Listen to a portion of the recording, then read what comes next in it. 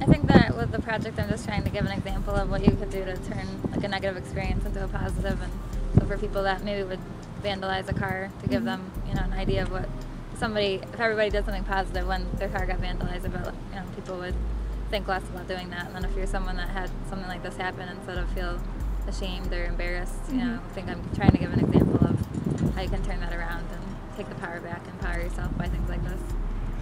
Whenever you make a bold decision to kind of do something extreme like this, kind of puts people in a position to make a decision one way or another about how they feel about you. So I think, I don't know, the hardest thing really is just traveling so much and being away from home. Probably, yeah. My next milestone is I've been to 48 states with a car, so my next goal is to get to Alaska and Hawaii. So I'm actually planning a trip in May. I'm going to ship the car to Hawaii and then do the drive to Alaska as my 50th state. You know, it just sort of evolves, like all the different reactions. I still document them and discuss what happens. It's been interesting on this. I've been on a 3-week tour, and just all the Twitter comments at colleges that people have been posting, so I've been kind of interested in like what people are saying and just trying to keep track of it and incorporate that into the program. The biggest support I got was Volkswagen of America sponsored me for my road trip.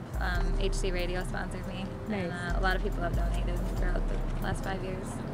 Just that, you know, whatever you're trying to do in your life, you can not let lack of money or your own fears stop you from accomplishing whatever goals you have set out to do. My car is definitely a target, so I mean, if anybody feels one way or the other about, I don't know, whatever people think about the topic or the issue, when people see my car, that comes out. So like just yesterday or the day before, my car got spit on. Like, it wasn't just, you know, it's like pretty disgusting, like how the person just, some people still do things to my car. So my car is kind of like, it's like a mirror of society, and whatever people's reactions have tell a lot about where people are coming from. The car's been keyed, it's been spit on, it's been egged, it's been, somebody's wrote faggots and dykes need to die in my driver's side window. And I've had the car like this for 4.5 years, and less than 6-7 things like that have happened, and probably 50,000 great things have happened, so I just keep it in perspective. I try to encourage people to document when things like this happen, just because I think a lot of people don't think it happens, like, oh, that's not a problem, they've never seen it, but to try to show, you know, be strong enough to not just erase it right away, or, you know, if it's something that is visual, to document it and show it and get people talking about it. I think that's important.